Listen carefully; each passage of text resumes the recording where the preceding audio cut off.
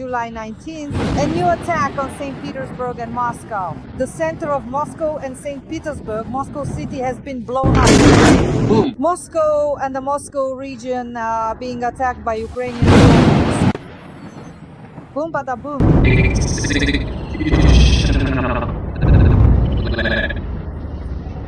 By the way, where did you land? Something's burning over there. It's kind of strange here. Explosions were heard not far from Vnukovo airport. The carpet plan was put into effect there and evacuation began. Strategic airfields are under attack. I've got a scoop. We've finally been waiting for this. Maliuk's response for Kyiv. All of Moscow is on fire. Terrorist attacks in the Moscow metro. Terrorist attacks in the Russian capital. Moreover, Shoigu has most likely been eliminated. This is our traditional segment, Friends Sasha plus Dasha, and we're getting started. Top analyst, Oleksandr Demchenko. Sasha, welcome. Hello, Dasha. Hello, everyone. Glad to see you. Friends, please like this video. Let us know what you think in the comments. Let's get started. Putin fears for his life. As for Putin's death, he doesn't even dream about, is afraid to even think about it. Half the Kremlin is working for the CIA. I'm more than sure of it. He already has a bunch of bodyguards who have long since betrayed him, given up all his coordinates, all his bunkers, all his secret and not so secret residences, all his apartments, all his rendezvous points with his mistresses. Absolutely everyone knows everything. Even without satellites, without traitor Musk Starlinks, they know it all. You asked me off camera. Sasha, who is going to betray Vladimir Putin? I'm telling you, his chief bodyguard, the one closest to his daughter, well, I'm exaggerating a bit, maybe Diamond, the man he elevated, the man he put in charge of Russia's defense industry, the man responsible for everything along Russia's borders. The man who oversees the FSB and a number of other agencies tasked with protecting the so-called border regions. Putin's chief bodyguard, his favorite Duman. His former favorite, the head of the Ministry of Emergency Situations, he's already buried him. That one wanted to stage a coup, but Putin buried him. He went into the mountain sand, died accidentally. He was holding the cameraman's hand and they both fell off the mountain together. That's it, the end. So I think that Putin is very worried about this, about the fact that he could be eliminated too. You understand that Shoigu and Gerasimov are just sitting there thinking, damn, this is a nightmare. They're not afraid because they're expecting retaliation from Maliuk. Not because they're expecting retaliation from Maliuk. They understand perfectly well, Dasha, that Putin could send the same kind of drone or scooter or something else after them. Shoigu walks around completely frightened. It's cold and lonely for him at the top. He told all of us about this live on Russia 1. It's cold and lonely for him at the top. He's afraid. He now walks around Moscow with 14 bodyguards. He moves around the Russian capital very little. He's been completely stripped of everything. Do you think he's not worried that Putin will eliminate him? He knows that Putin will eliminate. He knows that Putin will dispose of him at the most inconvenient moment for Shoigu. He's afraid of that. Gerasimov is afraid too. They're all afraid. And Solovyov, who says there will be an evacuation, get ready. Kyiv, get ready. Kharkiv, Odesa, Sumy for evacuation. We're just getting started. I don't know where Vladimir Solovyov will be evacuated to which Sharashka, to which prison. But I know for sure that very soon, the third phase of the special military operation will begin, carried out by Vasyl Vasylovich Maliuk and the Security Service of Ukraine. And it will be Moscow that has to be evacuated, not Kyiv. And in Moscow, I honestly don't even know what they'll be using to launch those drones. Maybe they've already rigged GUM. Or maybe they've rigged the Cathedral of Christ the Savior. Or maybe the Moscow metro will be set ablaze like fireworks for them. Putin has carried out terrorist attacks in the Moscow metro 4 times. What do we think? That they won't bomb the Moscow metro again? All of this has already been done by these Russian comrades. First, so many of these terrorist attacks, they will stage themselves. And second, indeed, the SBU is preparing. And not just the SBU, military intelligence, Budanov, Maliuk in short, they're preparing a whole series of surprises. Listen, Putin doesn't need all these extra people in the Russian Federation right now. He understands perfectly well that a black swan with a red crest is just flying over Russia, and he has no idea what will happen next. He's going to have major problems on Russia's southern border, and he doesn't have a backup army. Right now, in the Kremlin, they are seriously discussing a new wave of mobilization because they don't have any money. Reshetnikov himself told you, the Russian Minister of Economy, there's no money, we're in a recession, that's it, it's over, the end of the line. So what now? If there's no money, what's the way out of this situation? Let's just send this cannon fodder for free. After all, we pay for 3 weeks, and then they end up in the ground for free. There's a huge commotion, a massive blaze in southern Russia. The whole south will go up in flames. FSB. The Russian Federation border will be breached, there will be a breakthrough at the border, and hundreds of thousands will head toward Moscow. And what are they going to do? The FSB won't be able to handle it. The checkpoints won't be able to handle it. Everything will be burning, engulfed in flames. So what are they going to do? Create a second army, but they don't have a second army. Find some other forces and resources. They don't have any of that. Everyone is at war. Everyone is here. Everything's a mess. Is there any breakthrough here? There is no breakthrough at all. Well, they have nothing. That's all. They're stuck in a swamp. They're bogged down. So what do they do next? Nothing. That's why for him, well, he calls Trump every single day. He calls Trump. Why does he call Trump in tears and snot? It's like phone sex for them. That's what I'll call it. They have phone sex. What are they doing? What are they doing at night? He calls him at night, after all. It's like a striptease for the poor. Well, what is he talking about? Every single evening, every single night, he begs him in tears and snot. So Putin calls Trump, talks to him, and Trump at that moment presses the red button. That's how you should deal with him. Strike right in the middle of the conversation so he really feels it, so he understands what it means. Right? In the middle of the call, go out. Remember how he came out and said when he took out Soleimani, then al-Baghdadi, representatives of the Islamic Revolutionary Guard Corps, military commanders, and he eliminated the terrorists. How he got out of, and Trump, I remember this, during his first term, there was this viral video, a comparison with Barack Obama, who eloquently described what an amazing operation it was, how precisely it was carried out, that this was America's enemy. And then Trump came out and said, we killed him like a dog. We emptied all our magazines into him, found him, and then finished him off, kept shooting him even after. It was a nightmare, what he said. Can you imagine what will happen when Khomeini is eliminated? He'll come out, I don't even know how that's going to look. Putin will just be watching this and be stunned. He is very afraid of this scenario, very afraid. He's very afraid to get into a war, Vladimir Putin. Very afraid. On the side of Iran, he understands perfectly well that if he enters the war, it's the end for him. This whole pyramid he built with Trump, with Musk, with everyone else, it will just collapse. And he will never get America back. He will simply have to, as they say, come face to face with American weapons, with American missiles, and moreover with American military might in general, which will be thrashing him. Not only in Iran, but also in Ukraine. And who knows, it might even reach Moscow. When we talk about the special operations of Maliuk and Budanov, like the attack on Russia's nuclear triad, on the Pacific Fleet, the Northern Fleet, and the Black Sea Fleet of Russia. So I remember when Prigozhin was marching on Moscow and began to take control of possible Russian nuclear sites, people started asking him, why aren't you taking control of the nuclear power plants? Why aren't you doing this, Prigozhin? You could use that to put pressure on Putin. So if Ukraine starts certain special operations, could this become the beginning of the end for Putin himself? What do you think? The nuclear triad. Look, I've already said that if there's a repeaton or two more phases of such large-scale special operations, like a web, then Vladimir Putin will have to respond, and respond very harshly. But he has nothing to respond with. He's already shown his hand with Oreshnik. He won't use nuclear weapons, unlike Trump.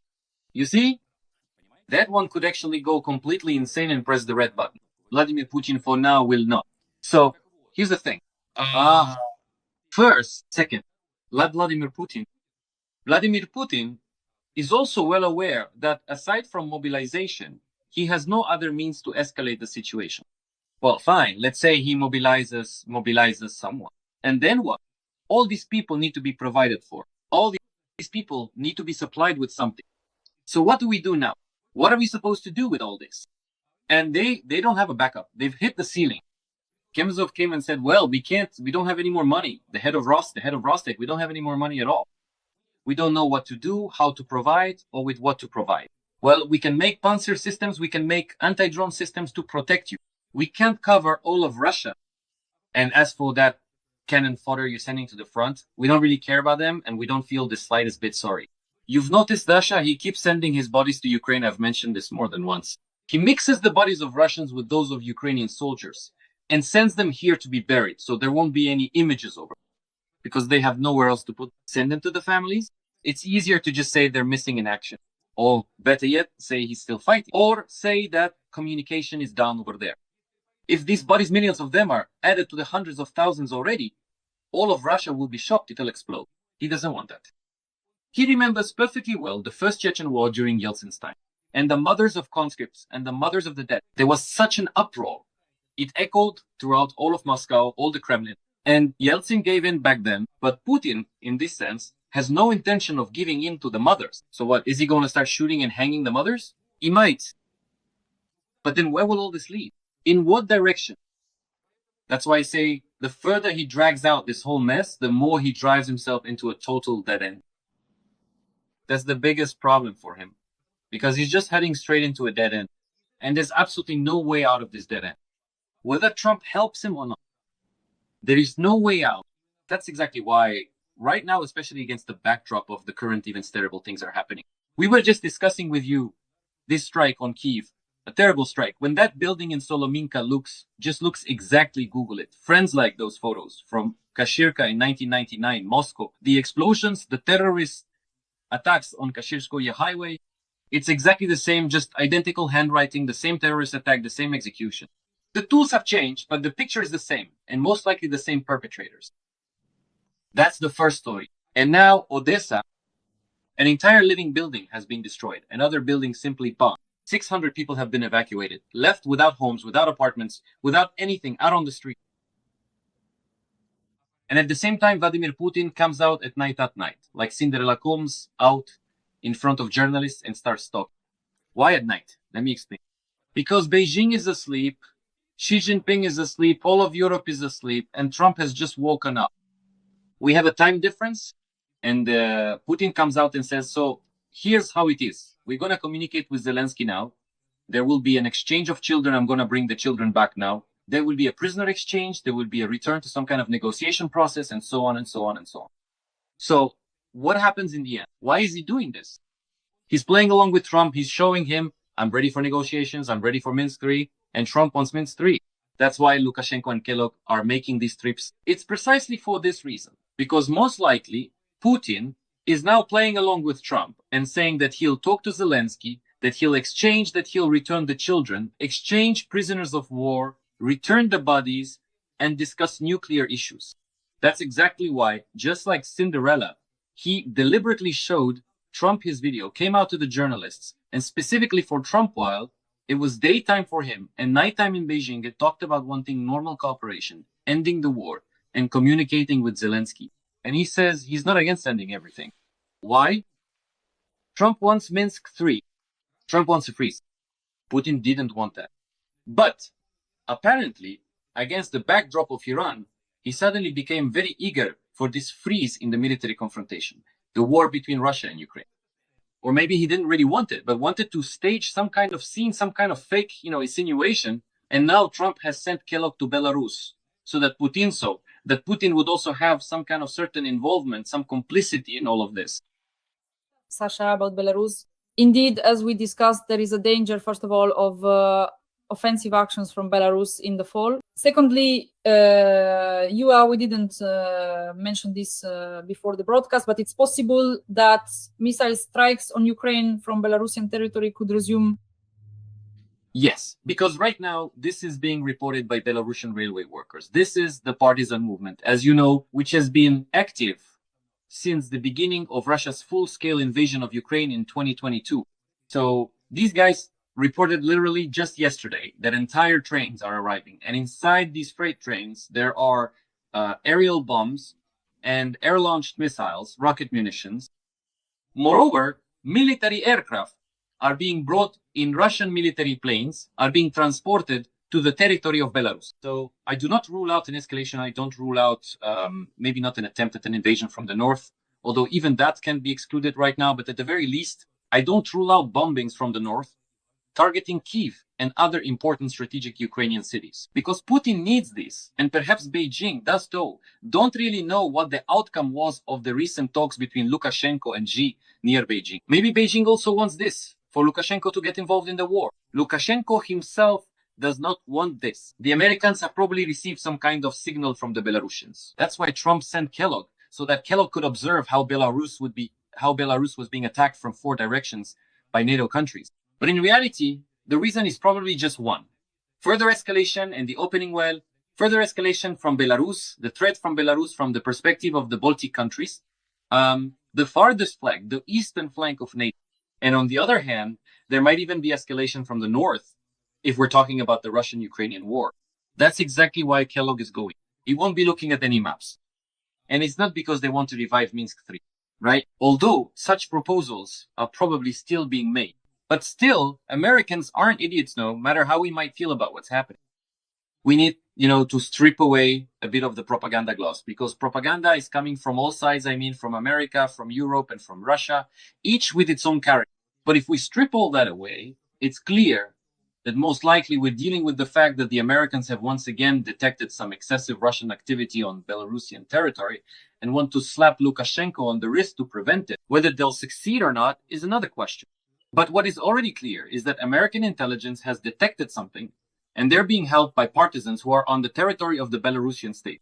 The question is how all of this will end. But I have always said that this Belarusian threat, especially now, during the upcoming Zapad 2025 exercise, they officially start in the fall. But preparations are already underway. So within the framework of these exercises, it is necessary to watch Belarus very closely and take any movement or even the slightest rustle on its territory extremely seriously, especially considering that Putin most likely wants to escalate the war and retaliate for Maliuk's special operation. And that's why we need to prepare for these different scenarios. It's better to be over-prepared than to miss something important. Today, while preparing for our stream, I read from Alexander Nevzorov that, in fact, Trump's Washington administration convinced Trump not to give the green light to eliminate Khamenei. This had previously been agreed upon with Mossad, and because of this, a certain conflict is taking place. So Israel was ready to eliminate Khamenei, but people in the Trump administration who are pro-Russian are forbidding it. That's why Trump is hesitating. In other words, we're talking about Russian moles in the Trump administration. To what extent do you think this is actually the case? Look, I believe that in America, within the American administration, there really are divided opinions regarding Iran, because one side does not support the war. We understand this clearly. This is Musk, this is Tucker Carlson, who in a sense control someone like J.D. Vance, their future candidate for US president. They've already said this openly. Musk has stated it directly. Exactly. That's the first point. Although, as it turns out, Musk is apparently a red agent for us. There are also some other people who Musk pushed into the Trump administration with his own money. But there are also people, the so-called hawks and strategists, who understand perfectly well that if Israel isn't helped now, there will be a major explosion in the Middle East that can't be stopped. And then it will be worse. They'll have to intervene, but the situation will be much worse than if they intervene now. And to destroy once and for all that Hydra, which has already spread its heads, stretched out its tentacles, and is reaching everywhere. But Dasha, I don't think Trump is hesitating right now because of whether or not to kill Khamenei. If we're saying that Trump is hesitating, then the statement by Israel's foreign minister looks very strange. He said directly, literally just yesterday, right after all these rumors, that yes, we are planning to eliminate Khamenei. Of course, Israel could have acted on its own. Netanyahu could have acted on his own and said, well, to hell with you, I'll decide for myself what to do with my enemy. We can't say that Israel is completely controlled by the Americans. No, the Americans have. But many things in Israel are decided independently, no matter what. This is a matter of Israel's survival. And when the question of Israel's survival arises, Israelis do everything on their own, regardless of any other decisions, demands, and so on and so on. But if everything is really like that, as they say, which I don't believe, then why does Putin call Trump every single day and ask him not to eliminate Khamenei? So most likely, Trump initially gave the green light to the Israelis. That means the Israelis are now, at this very moment, continuing to bomb Khamenei's shelters and bunkers for a reason. So this permission was given. If they're now trying to get Trump to backtrack, to use Margarita Simonian's words, that's possible. But it's another matter whether he will back down or not. After all, in America, there is both a strong Jewish lobby and a significant number of hawks in the Republican Party, as well as in Trump's inner circle. I want to remind you that there is one very important factor in Trump's entourage.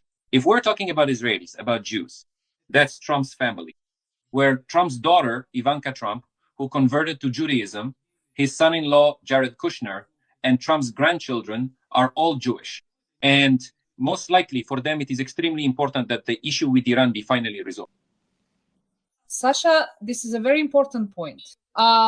When we talk about the elimination of Putin, yes, if we draw a parallel with the elimination of Khamenei, there are a number of scenarios. The first scenario is an overthrow from within, that is a coup d'etat, a military coup. And the third is a special operation like the ones Mossad is currently carrying out on Iranian territory.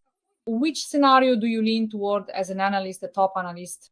You can't say here. That's just reading tea leaves at this point, Dasha. There could be completely different scenarios here. Any of the first, second, or third scenarios, it's clear that the Americans have certain resources. They have certain means to destabilize the situation in Iran from within. Most likely, they have their own agents who are close to Ayatollah Khamenei. After all, it wasn't by chance that they once tracked down bin Laden, right? They knew, they approached the people they needed to approach. These people gave them up, leaked the coordinates of where bin Laden was, and he was eliminated. I'm talking about Putin, not Khamenei, but Putin. As for Putin, the Americans, obvious, first of all, the Americans have a huge number of their own agents around Vladimir Putin. These agents are corrupt. They're in it for the money. That's the first thing. And that's why Putin is afraid and constantly shuffles his deck of bodyguards. Second, obviously, the Americans know how Putin moves around. They have good satellite communication. They know perfectly well where Putin's bunkers are and so on and so on. But I think that if we're talking about Putin, the Americans will try to overthrow Vladimir Putin through the internal elite. They will do everything to ensure a coup d'etat in Russia in order to immediately change the government, because they won't want to allow a power vacuum after Putin is eliminated. They need someone to take power immediately so that as they see it, Russia does not then face the threat of disintegration, which would plunge the world into nuclear shock. I don't believe that this would plunge the world into nuclear shock, just as the collapse of the Soviet Union did not plunge the world into nuclear shock. Nevertheless, the Americans are very afraid of this scenario, just as they were in 1990 to 1991. And most likely, if they do anything, it will be the same as what they did starting in 1986, gently nudging the internal elite toward a coup d'etat. We saw, I believe, at the St. Petersburg Economic Forum, one of Putin's daughters spoke about life extension and these technologies. As I understand it, their goal is to do everything possible to ensure that Putin lives as long as possible. But when we talk about the special operations successor in Russia, or say when the elite will change, just recently Putin for the first time ever acknowledged the existence of his family, his granddaughters, his daughters. For the first time, he actually said the phrase, my daughter, my granddaughter is studying Chinese and so on. This is already a kind of preparation for the transition. And do you think that Vladimir Putin's daughter could become the new president of Russia? No, I don't think so. I don't think Putin is preparing for a transition. I believe that Vladimir Putin actually wants to hold on to power for as long as possible.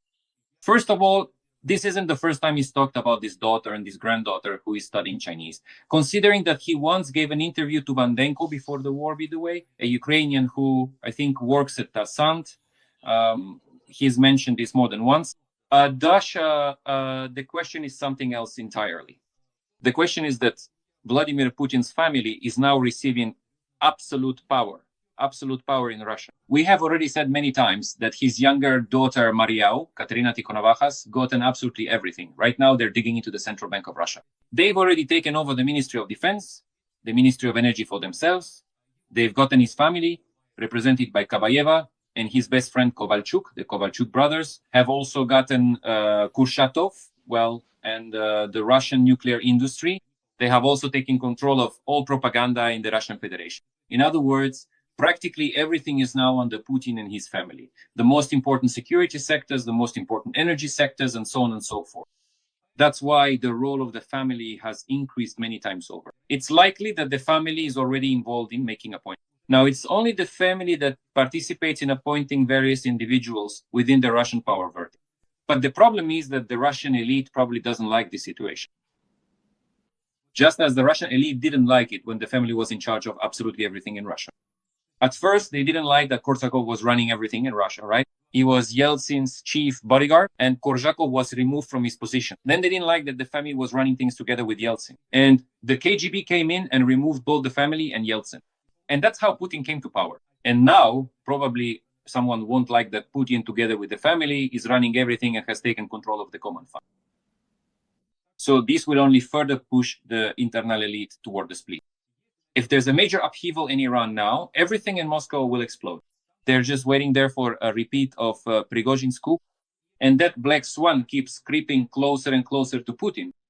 Sasha explained to us normal, reasonable people why Elon Musk is asking for political asylum in Russia. After all, Elon Musk's Starlink is currently working for the armed forces of Ukraine. This is very important. If he asks for political asylum in Russia, that would mean that enemy number one is providing us with Starlink, even if it's for money. That's even dangerous from a military standpoint. He could hand over his technology to the Russians, leak all of these, the information. Well, first of all, he's already doing that together with Pavel Durov. As we know from investigations, they are helping the Russian general staff and the Russian army obtain necessary data on communications and satellite images regarding the Ukrainian army. So he's already working for them anyway. I have only one explanation. Actually, it's more of a hypothesis than an explanation. I assume that Elon Musk slipped up if he really was working for Russia or cooperating with Russian intelligence. And there have been statements about this from former FBI employees. They gave these statements recently. It was literally a leak to the German press. There were a number of interviews where former FBI representatives said that Musk met with Putin, cooperated with Russian intelligence, and that Russian intelligence had approached him. We don't know how successful they were, but maybe he was that very main agent in Trump's circle, and in general in America, who has now simply disappeared, who was discovered, who they started digging into, and probably found out something. And scared, Musk is simply trying to run away, so to speak, to the motherland.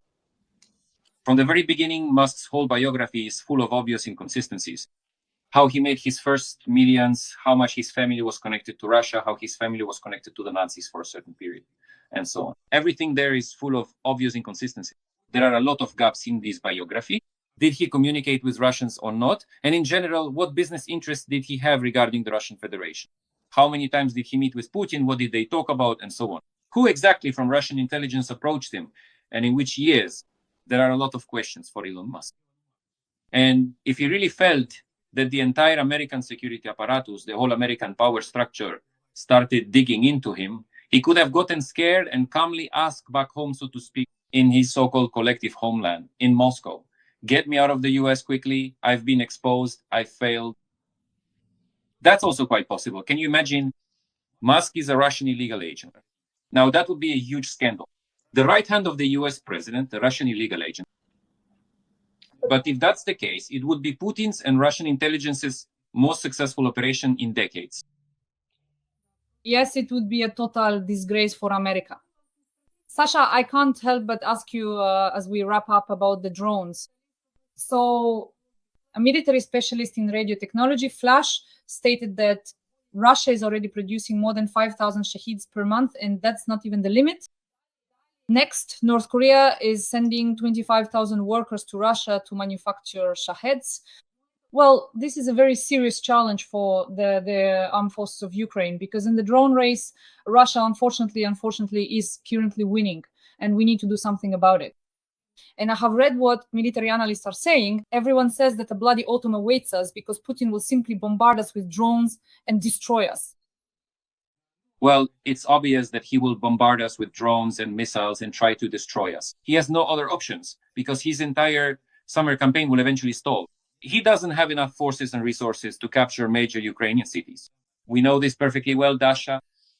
And it's not for nothing that Maliuk, Ukrainian military intelligence, and the armed forces of Ukraine are now pounding deep into the Russian rear, destroying railways, logistics, and so on and so on. We've talked about this many times, but I'm not an expert in drone technology, military affairs, and so on. I'm not a military analyst or a military expert. But what I clearly understand is that if Putin is bringing in 25,000 North Koreans to a factory in Yelabuga, Tatarstan, where the Iranians have built him a facility for producing Iranian Shahed drone systems. That means Putin actually doesn't have enough drones or enough people to mass produce these drones. That the plans for drone production in Russia are not being met. That's why there's help coming from North Korea.